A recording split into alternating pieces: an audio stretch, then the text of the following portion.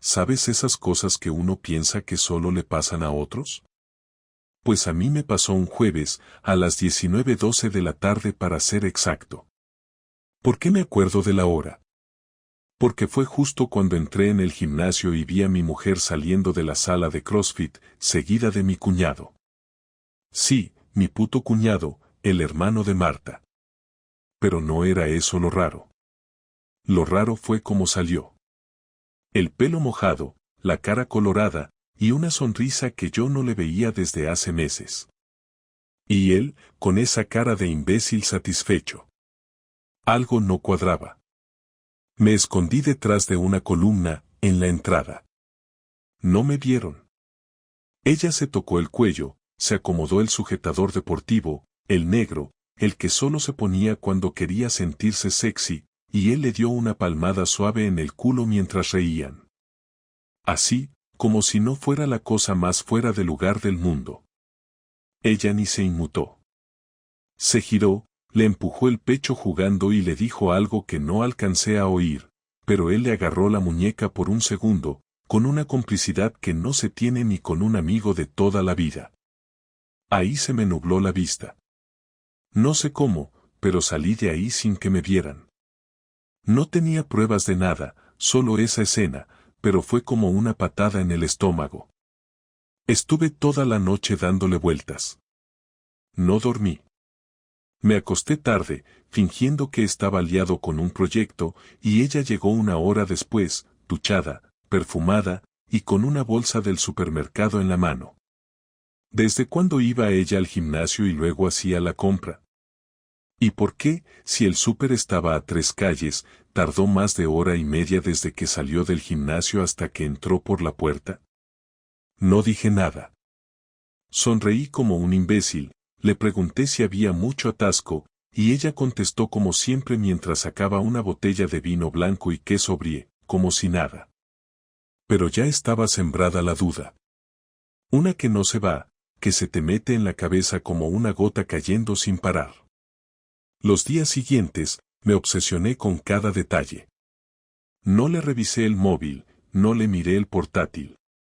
Eso me parecía de cobardes. Lo mío era peor, la observaba. Sus gestos. Sus silencios.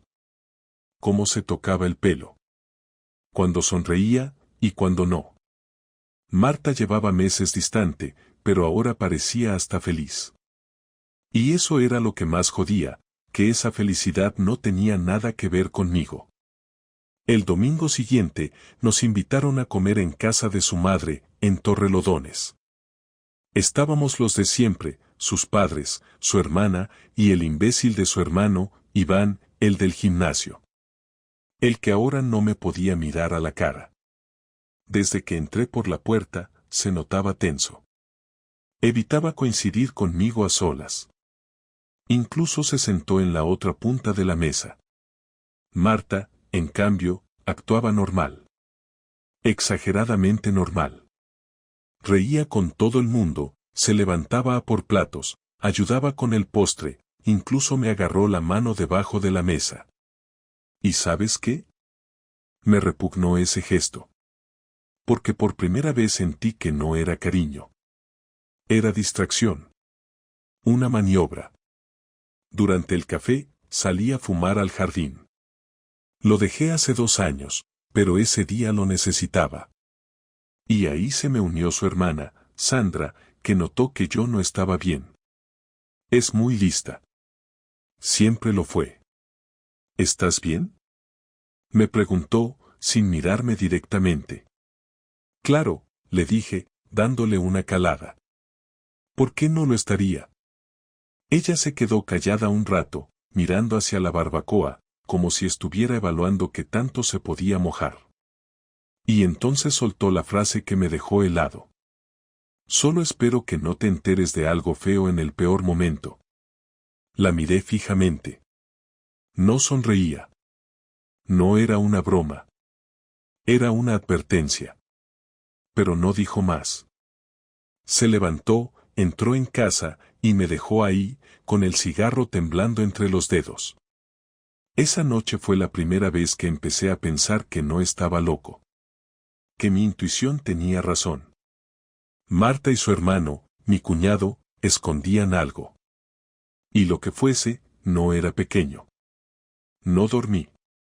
Otra vez. Me metí en la ducha a las 3 de la mañana, con agua caliente, intentando borrar esa frase de Sandra. Pero no se fue. Al día siguiente, lunes, Marta salió temprano para el hospital. Yo me quedé en casa. Trabajando a medias, con la cabeza en 1000 sitios. A las 11, recibí un mensaje.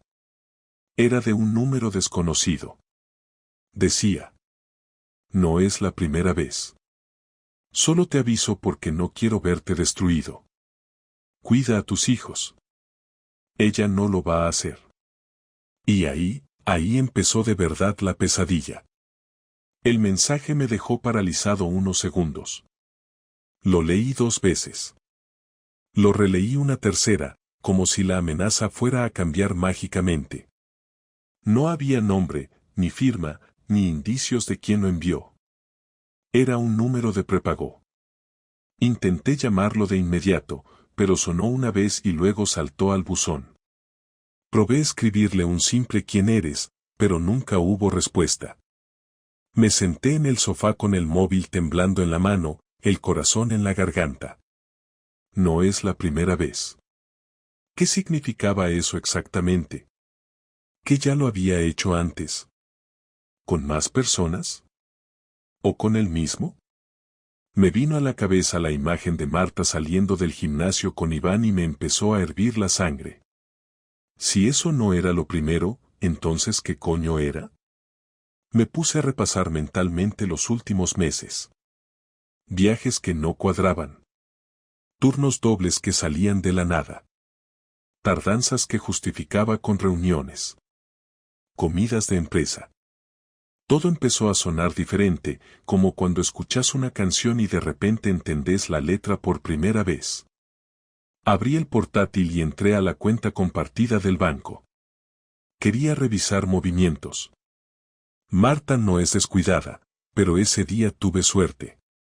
Encontré un pago hecho con su tarjeta hace 2 jueves, a las 17:26, en un hotel en pleno centro, un 4 estrellas bastante caro. Ella tenía guardia ese día. O al menos eso me había dicho.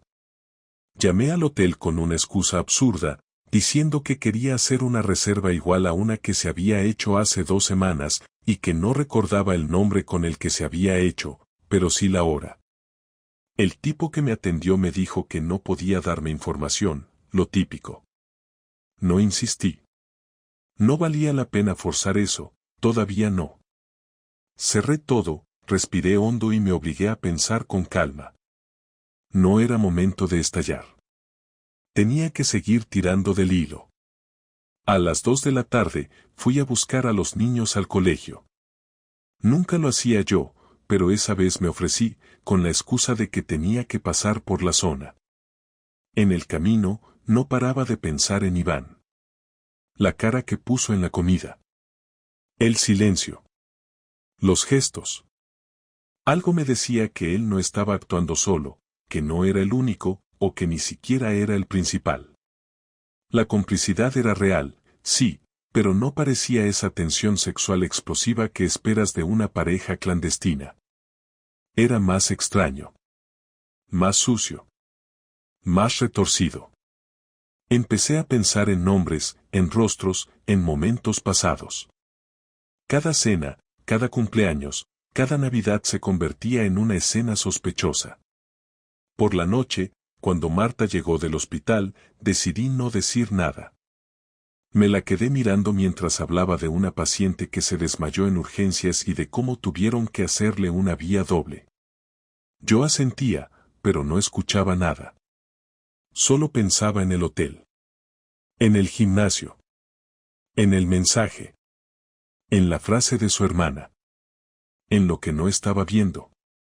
Esa misma noche, cuando se metió a dormir, agarré el coche y me fui al gimnasio donde ella supuestamente entrenaba con su hermano. Aparqué enfrente, en el coche, a oscuras, y esperé. Cerraban a las 11. A las 10:45, vi salir a Iván, solo, con el bolso al hombro. Ni rastro de Marta. 10 minutos después, vi a otro coche, un Mercedes gris, que no conocía. Lo manejaba una mujer. Me pareció que era ella. El coche giró en la esquina y desapareció. Volví a casa una hora después. Entré en silencio. Ella estaba durmiendo. O fingía hacerlo. Pasaron 2 días. El jueves a la noche, cuando Marta se fue al hospital, la seguí. En moto, a distancia, con cuidado. La vi llegar efectivamente al hospital, entrar por la puerta de personal. Me quedé esperando. Quería asegurarme. Me fui a las 2 de la mañana. Aparentemente todo estaba normal. Me sentí un poco ridículo por dudar, pero a la vez sentía que algo no cuadraba. Y no me equivoqué. El viernes al mediodía recibí otro mensaje. Mismo número. Solo decía, te va a doler más cuanto más tardes. Ella no para. Hoy a las 18:30, calle Hermosilla 48. Primer piso. No respondí. Fui. Llegué a Hermosilla 10 minutos antes. Era una zona buena, barrio de Salamanca. Edificio clásico, portal de madera, timbre sin nombres, solo números. Me apoyé en una cafetería de la esquina, pedí un café y esperé. A las 18:28, Marta apareció. Caminaba tranquila, con el pelo suelto, gafas de sol, jeans ajustados y un jersey claro. Se paró en el portal, tocó el timbre, esperó. La puerta se abrió. No vi quién la recibió. Entró. No miró hacia los lados. Como quien va a casa de alguien que conoce muy bien. Me quedé congelado. Esperé una hora. Una maldita hora. Cada minuto fue una tortura. Me imaginaba todo. Lo que hacía. ¿Con quién? ¿Cómo? Salió a las 19:40. Pelo un poco desordenado. Rápida. Agarró un taxi en la esquina y se fue. No la seguí. No pude. Me quedé ahí, de pie, sintiéndome más estúpido que nunca.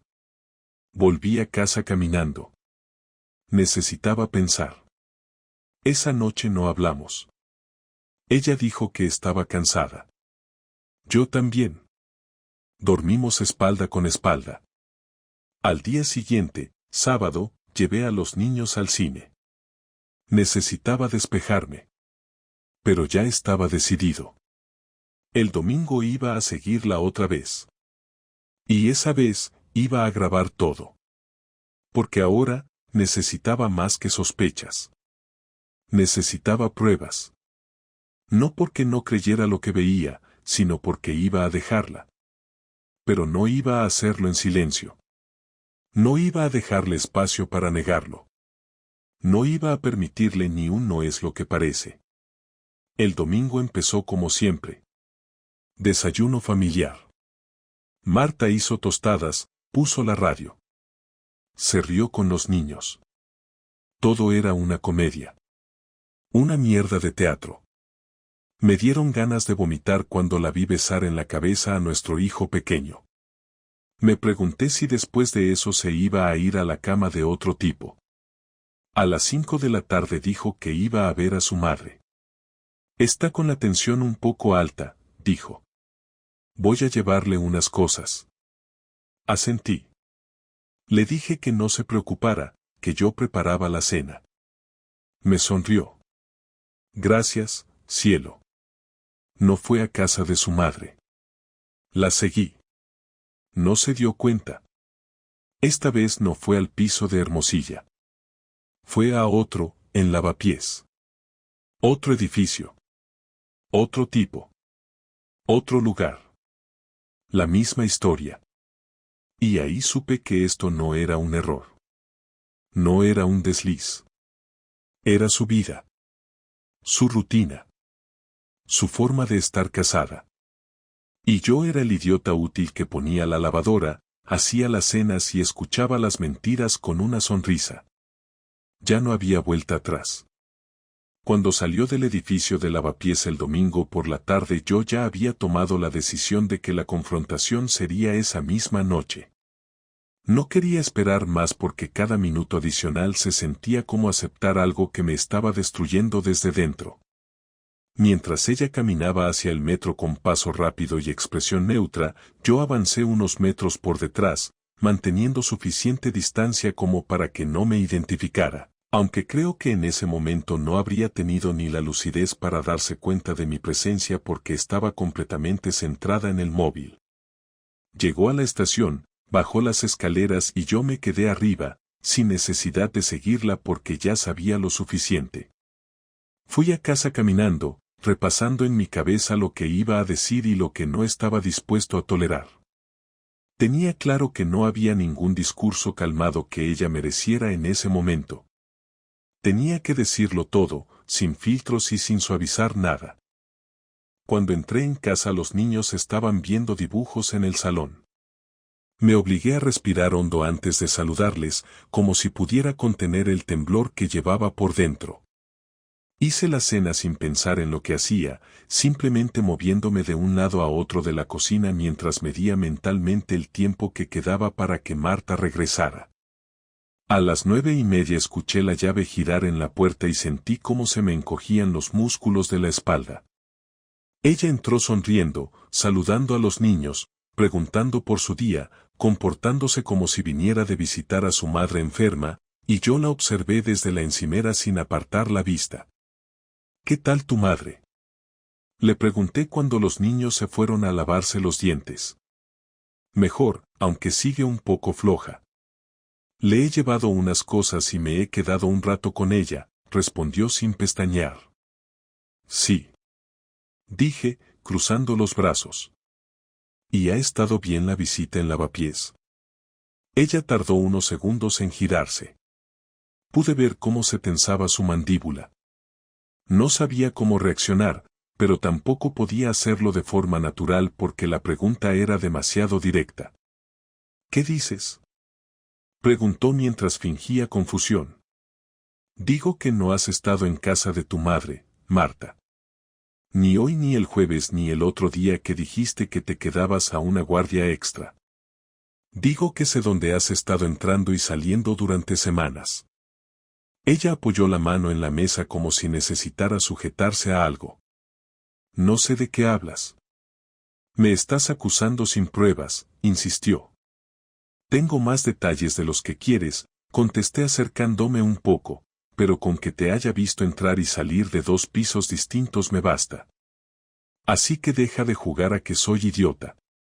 ¿Quién es el de Hermosilla y quién es el de Lavapiés? Porque no parecen el mismo. Ella abrió la boca, pero no salió ninguna palabra. Solo respiró hondo, esa respiración larga que da a alguien que sabe que la pared se le ha venido encima. Luego bajó la mirada y dijo algo que me confirmó que lo sabía todo desde antes incluso de que yo me diera cuenta. No quería que lo descubrieras así. La frase fue como un golpe. No porque lo negara, sino porque lo asumió con una tranquilidad que me hizo sentir peor todavía. Caminé hacia la mesa para apoyarme porque noté que las piernas me temblaban. ¿Desde cuándo?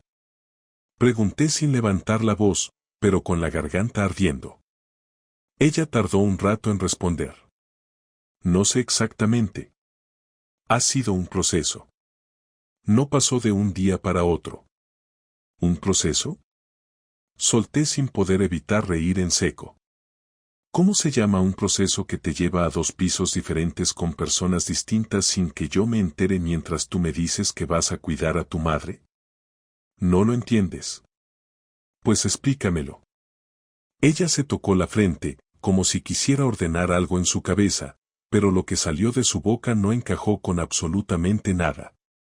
Yo no quería hacerte daño, pero tampoco podía seguir como estábamos. No eras tú. Era yo, era la rutina, era la sensación de estar apagándome. Y necesitaba volver a sentir algo. ¿Y eso lo resuelves con dos tíos distintos? Pregunté sin gritar, solo con una incredulidad absoluta. No fue planeado. Pasó. Luego se complicó. No supe salir. La rabia me removió entero. No supe cómo no estampé algo contra la pared. Me quedé de pie, respirando fuerte, intentando no perder completamente el control porque los niños estaban al fondo del pasillo. ¿Él también? Pregunté de pronto, refiriéndome a su hermano. Marta levantó la cabeza como si le hubiese soltado una barbaridad. ¿Cómo puedes pensar algo así?, dijo con un tono indignado que me pareció absurdo. Porque lo he visto contigo en el gimnasio, Marta. He visto cómo te tocaba, cómo os mirabais. Y no era una relación de hermanos. Si no es él, explícamelo. Fue una tontería, una idiotez, una complicidad que no significaba nada. Él sabe cosas que yo no quería que nadie más supiera, me escuchaba, intentaba ayudarme, y un día se nos fue de las manos, pero no pasó nada físico. Nada. No te creo, se lo dije directo, sin rodeos. Pues créeme o no, pero con él no pasó nada más que un error. Y sí, me apoyé demasiado en él. Y sí, tuvo una actitud que no debía. Pero no hubo nada más. Lo otro sí, pero él no. Me aparté de ella porque sentía que si me quedaba tan cerca iba a explotar. Me di la vuelta, caminé unos pasos, regresé, volví a detenerme. No podía mantener la cabeza quieta. Tenía 1000 cosas amontonadas.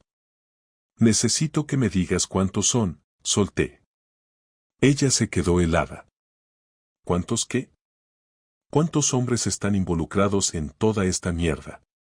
2 ya los tengo claros. Dime si hay más. Tardó demasiado en contestar, y eso lo sentí como un golpe.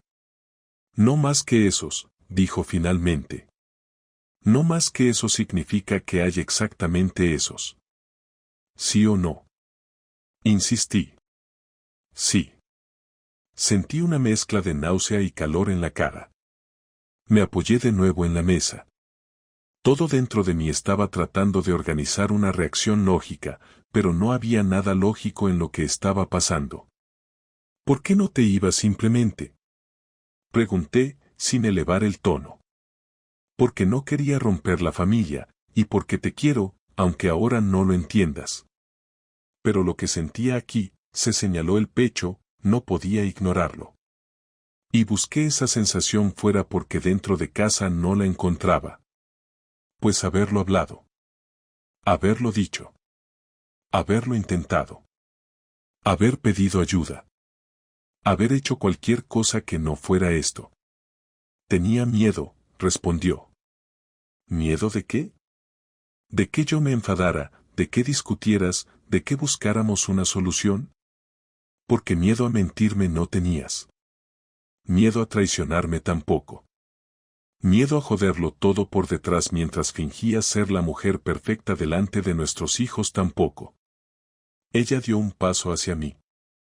Necesito que entiendas que no fue contra ti. Si no fue contra mí, ¿contra quién fue? Respondí.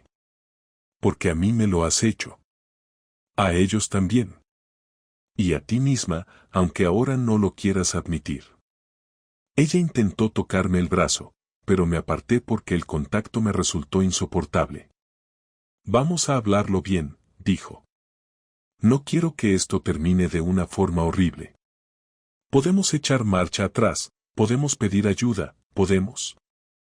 No hay marcha atrás, la interrumpí. Y claro que vamos a hablar, pero no ahora.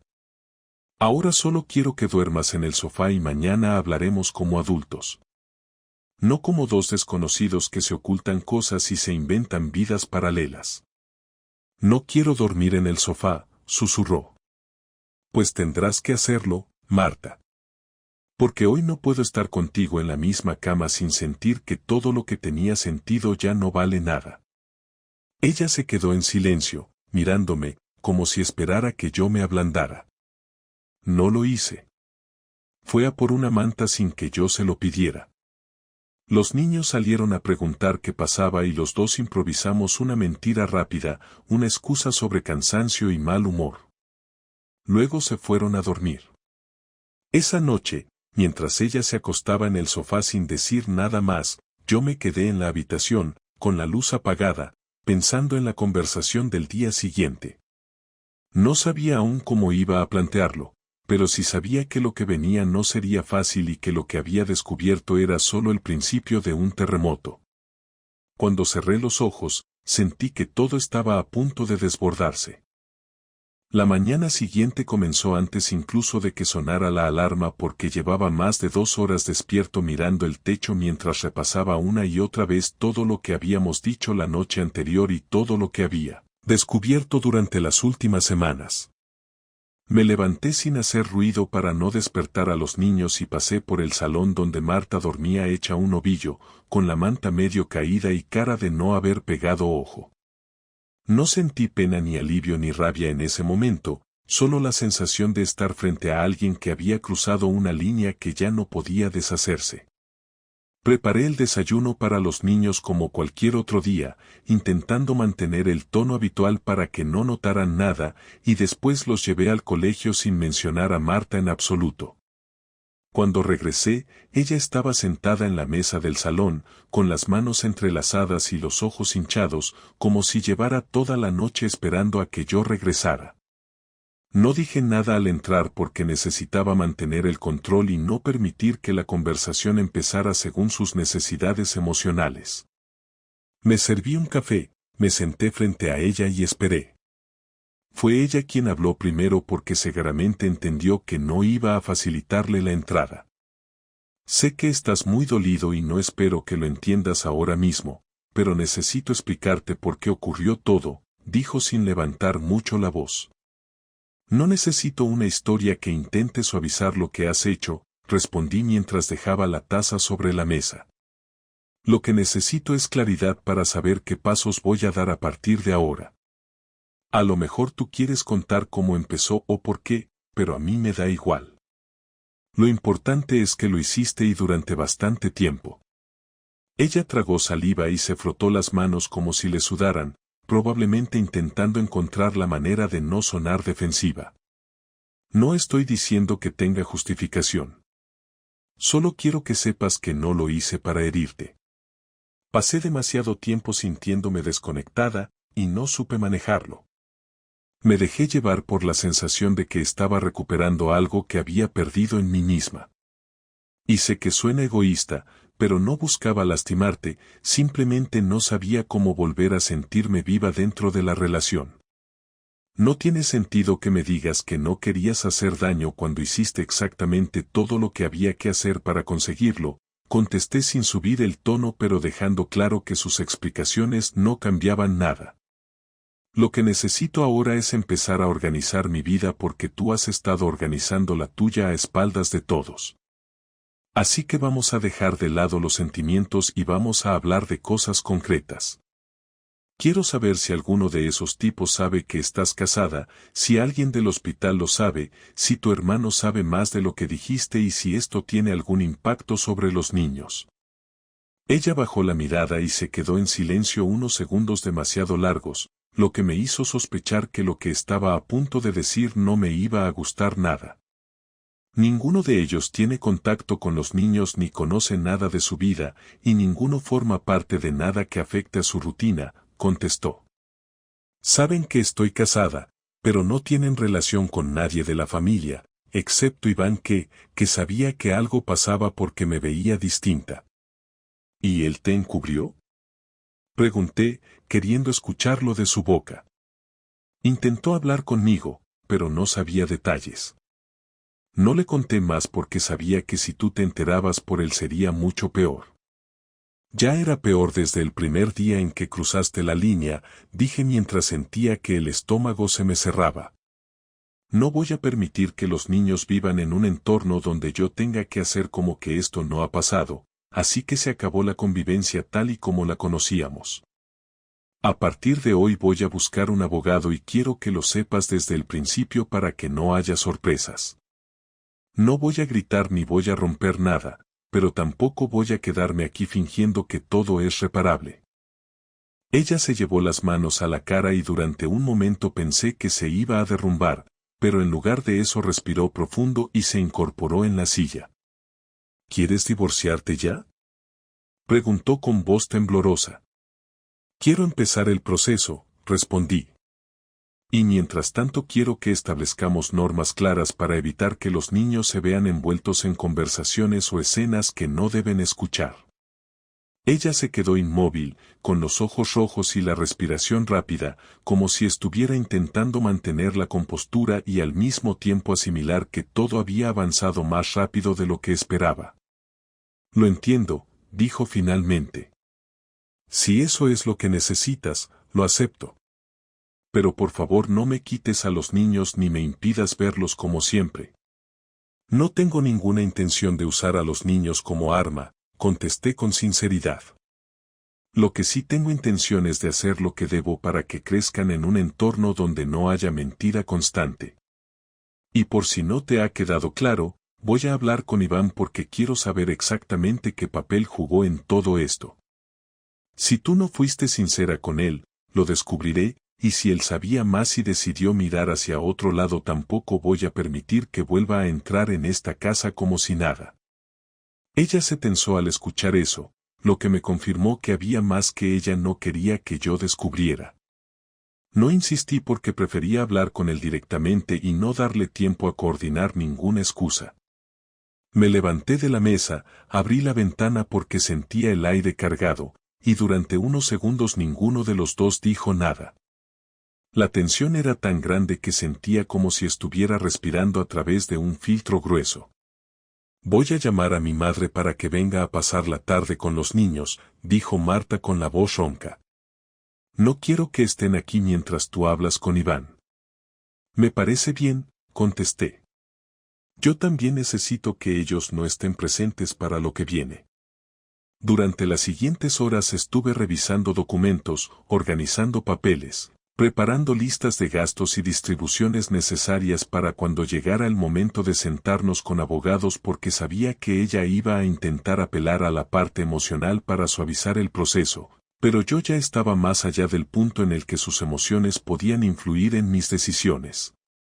Mientras tanto, Marta caminaba por la casa recogiendo cosas, llamando a su madre, moviéndose con una mezcla de nerviosismo y cansancio. Y cada vez que pasábamos uno cerca del otro yo evitaba mirarla porque no quería dar pie a ningún intento de conversación que desviara la firmeza que había logrado reunir.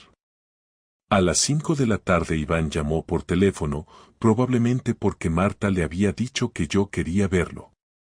No contesté. Le envié un mensaje muy directo, te espero aquí a las 7. No vengas si no estás dispuesto a decirme la verdad.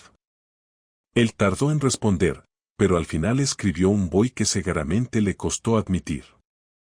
A las 7 en punto llamó al timbre. Cuando abrí la puerta lo vi con cara de preocupación, algo que nunca había visto en él. Entró sin atreverse a mirar a su hermana, que estaba en la cocina fingiendo ordenar cosas. Yo lo llevé al salón y cerré la puerta. Quiero que me lo digas sin rodeos, comencé mientras me sentaba frente a él. ¿Qué sabías y desde cuándo lo sabías? Iván se movió en la silla, inquieto, como si fuera un adolescente pillado en una mentira. Sabía que estaba rara desde hace meses. Me lo contaba a medias. Yo intenté convencerla de que hablara contigo, pero no quiso. Y sí, sé que hubo un momento en el que se confundió conmigo, pero no pasó nada porque ambos sabíamos que era absurdo. Y cuando vi que se estaba metiendo en algo que no podía controlar, la presioné para que te lo dijera. ¿Qué parte presionaste exactamente?, pregunté mirándolo fijamente. Porque no parece que haya habido mucha prisa en que saliera la verdad. No sabía que había más gente, admitió, bajando la mirada. Pensé que era una persona y que estaba pasando un mal momento. Pues había varios, respondí sin suavizar nada. Y mientras tú mantenías la boca cerrada yo estaba haciendo el papel de marido perfecto sin saber que todo era mentira. Él levantó la vista con expresión incómoda. Lo siento, de verdad, pensé que no era mi lugar intervenir de otra forma. Te equivocaste, contesté. Y quiero dejar claro que a partir de ahora tu relación con nosotros va a cambiar. No voy a prohibirte ver a los niños, pero no vas a tener la misma cercanía hasta que este tema esté completamente resuelto. Iván asintió despacio y se puso de pie, como si entendiera que ya no había más que decir. Salió del salón sin mirar a su hermana y se fue de la casa sin despedirse. Me quedé allí sentado unos minutos, sintiendo que todo lo que había construido durante 10 años se había desmoronado en cuestión de días. Y aún así, tenía claro que todavía quedaba lo peor, la venganza que había decidido llevar a cabo y que sería tan meticulosa como todo lo que ella había hecho a escondidas.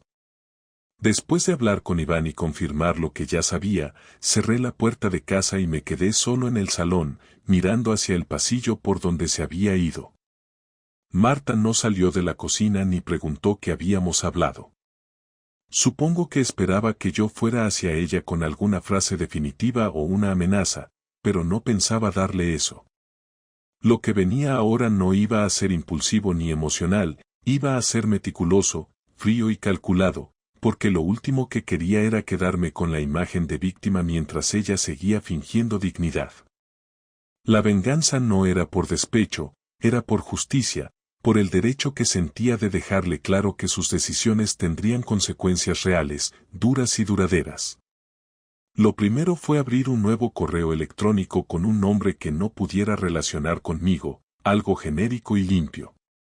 Desde ese correo empecé a escribir mensajes con una recopilación detallada de todo lo que había hecho, incluyendo fechas, lugares, nombres y, lo más importante, pruebas.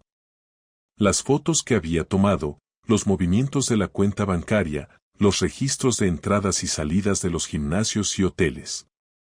No eran muchas imágenes, pero sí las suficientes para dejar en evidencia que no había sido un error puntual sino una conducta continuada y sostenida. El primer destinatario fue su jefe directo en el hospital, no porque quisiera arruinarle la carrera, aunque no me molestaría, sino porque sabía que dentro del entorno laboral Marta mantenía una imagen intachable que le encantaba proyectar. Acompañé el correo con una carta firmada con un nombre falso y un número de teléfono desechable que había conseguido el día anterior. El segundo destinatario fue su mejor amiga, Ana, esa con la que Marta siempre decía que hablaba cuando necesitaba desahogarse. Le envié un correo similar, con más detalles personales, incluyendo capturas de pantalla de conversaciones donde ella hablaba mal de Ana mientras le decía en la cara que era como una hermana. El tercero fue para su madre. Ese sí me costó enviarlo, no porque me importara su reacción sino porque sabía que eso iba a desencadenar una tormenta interna en la familia que los arrastraría a todos. Lo envié sin pensarlo demasiado y sin añadir ningún tipo de explicación emocional, solo los hechos, con las pruebas. Cuando terminé con los correos, sentí una calma extraña, no porque me sintiera satisfecho sino porque era como tachar el primer paso de una lista que venía acumulando desde hacía semanas. A continuación, fui a una copistería de confianza donde imprimí todo en papel y lo encuaderné. Hice 3 copias de todo. Una para mi abogado, otra para mí, y otra que pensaba entregarle en mano a ella cuando llegara el momento. Durante los siguientes 3 días, Marta actuó como si estuviera caminando sobre cristales. Se levantaba temprano, hablaba solo lo justo, evitaba cualquier roce innecesario, y mantenía la rutina con los niños como si aún pudiera recuperar algo. Yo me limitaba a observarla y a cumplir con las obligaciones del día como si nada estuviera ocurriendo. El jueves por la mañana, mi abogado me confirmó que podíamos iniciar el procedimiento de separación con custodia compartida, sin necesidad de que ella se enterara aún, y que si quería usar las pruebas en una negociación informal era preferible hacerlo antes de que entráramos en un proceso judicial formal. Le dije que así lo haría. Esa misma tarde, cuando volvió del trabajo, le pedí que se sentara conmigo en el comedor mientras los niños hacían los deberes. Le pasé el sobre cerrado con su nombre y le dije que no hablase hasta terminar de leer todo. Al principio no entendía qué era, luego lo abrió, vio la primera página y su expresión cambió. Pasó página tras página en silencio, con las manos temblando, y solo cuando llegó al final me miró. ¿Has hecho todo esto tú?, preguntó con la voz quebrada. Sí. Y hay más. Esto es solo una muestra. Quiero que lo tengas claro antes de seguir mintiendo, antes de intentar hacerte la víctima o manipular la situación. Ella dejó el sobre la mesa con las manos abiertas, como si no supiera qué hacer con ellas. ¿Qué piensas hacer con todo esto? Nada si aceptas mis condiciones, respondí. Vas a firmar la separación de mutuo acuerdo, sin discusiones sobre bienes, con custodia compartida exacta y sin interferencias.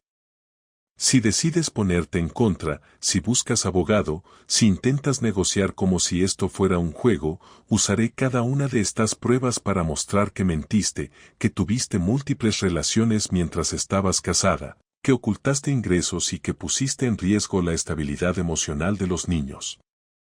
No quiero una guerra, susurró. No me interesa lo que quieras o no ahora. Has tenido meses para pensar en eso. Lo que quiero es que entiendas que ya no tengo nada que perder. Tú sí. Ella se levantó sin decir nada y se encerró en la habitación. No la seguí. No me importaba si lloraba o si se revolvía por dentro. Lo importante era que ahora tenía el control y que ella sabía que no podía revertirlo. Al día siguiente, sin previo aviso, su madre llamó a casa pidiendo hablar conmigo. Le dije que no era el momento y colgué. Luego Ana me escribió por WhatsApp preguntando si era cierto todo lo que había leído. No contesté. Era parte del castigo. Que tuviera que dar explicaciones a su entorno, que lidiara con la desconfianza, que viera cómo su imagen se iba deshaciendo día tras día. No hice nada más.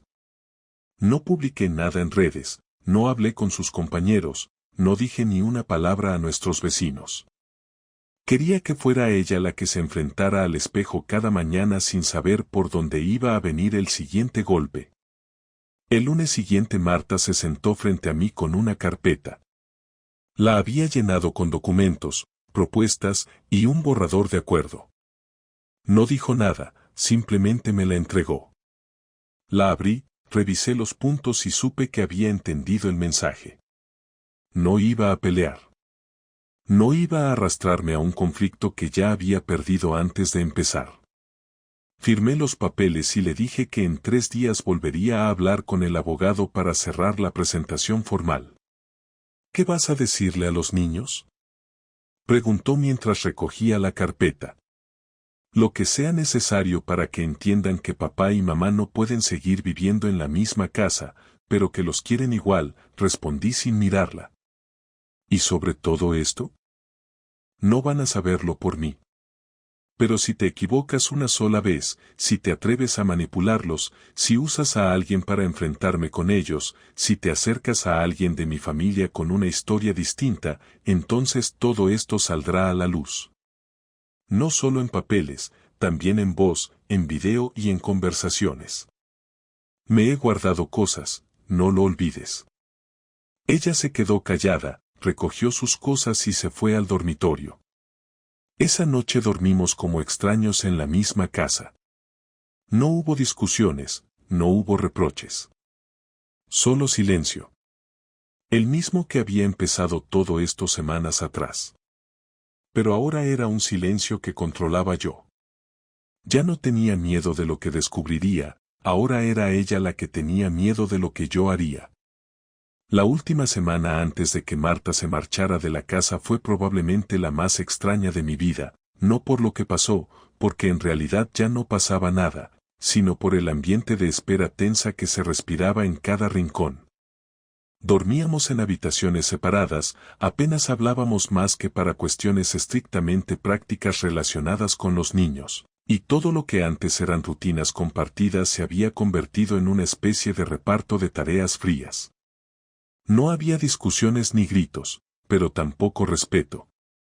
Solo 2 personas conviviendo porque aún no había llegado la fecha concreta en la que ella se mudaría al piso que había conseguido alquilar en el barrio de Chamberí, a 5 calles del colegio, donde habíamos acordado que los niños se quedarían una semana con cada uno.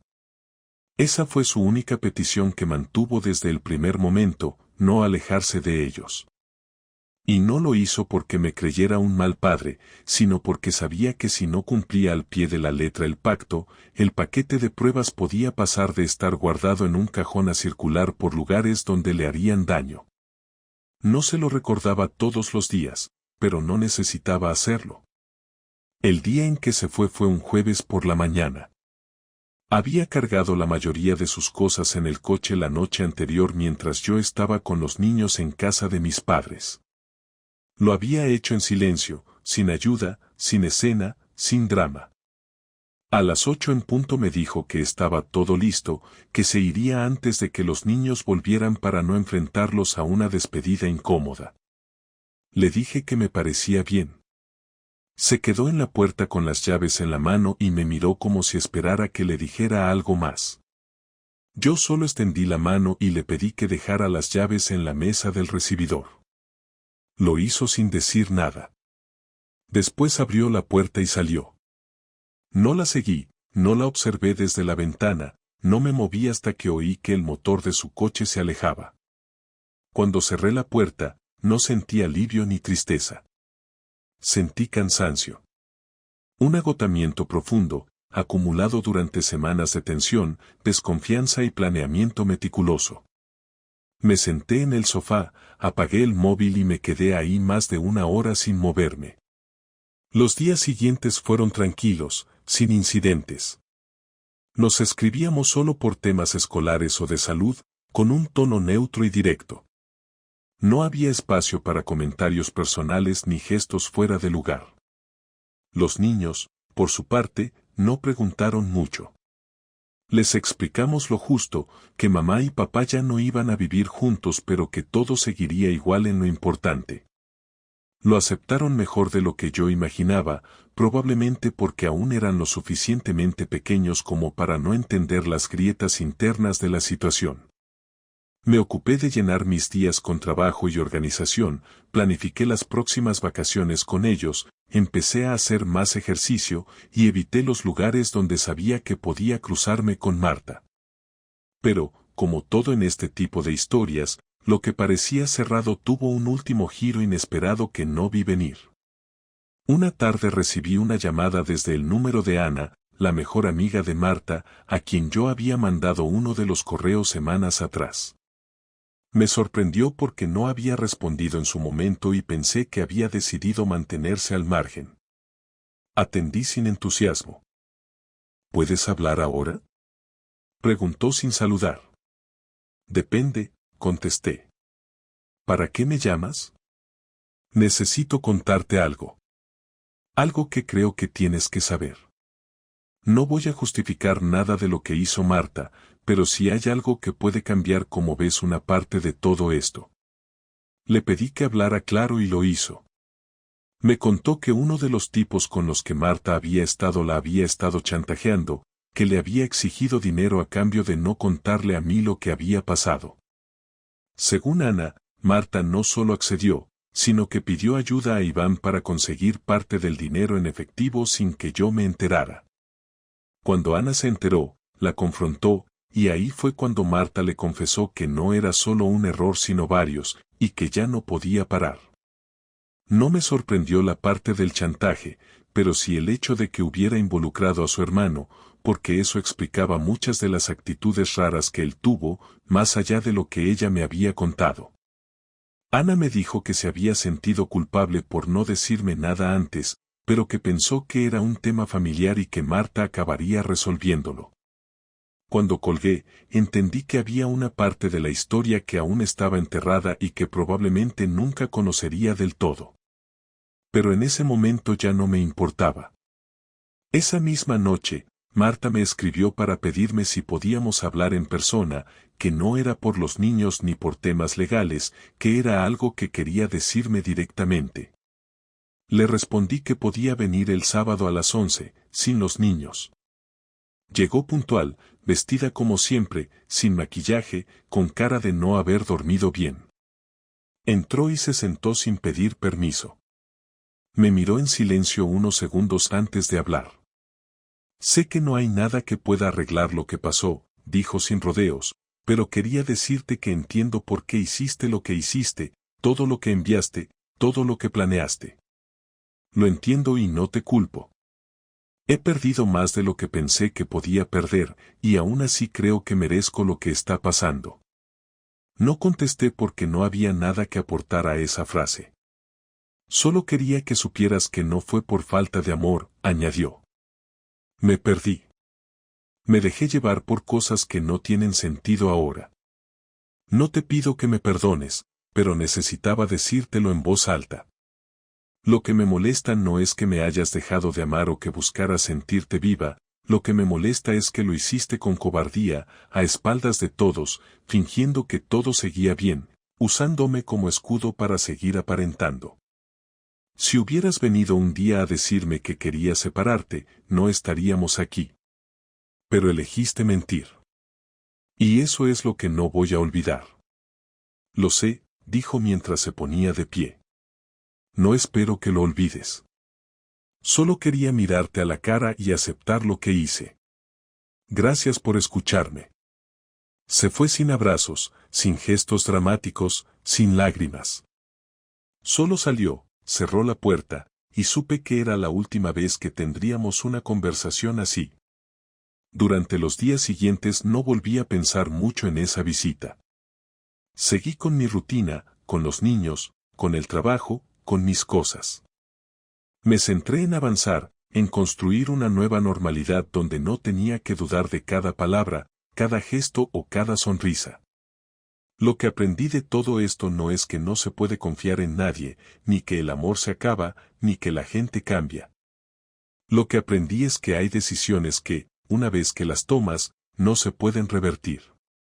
Que una relación se puede romper en silencio, sin gritos, solo con indiferencia y deshonestidad. Que el respeto, una vez perdido, no se recupera. Y que vengarse, por más controlado que sea, no da satisfacción, pero sí deja claro que uno no está dispuesto a tragar con todo. Ahora, cuando me preguntan cómo estoy, digo que estoy en paz. No feliz, no ilusionado, no renovado. En paz. Y eso, después de todo lo que pasó, ya es mucho más de lo que esperaba conseguir.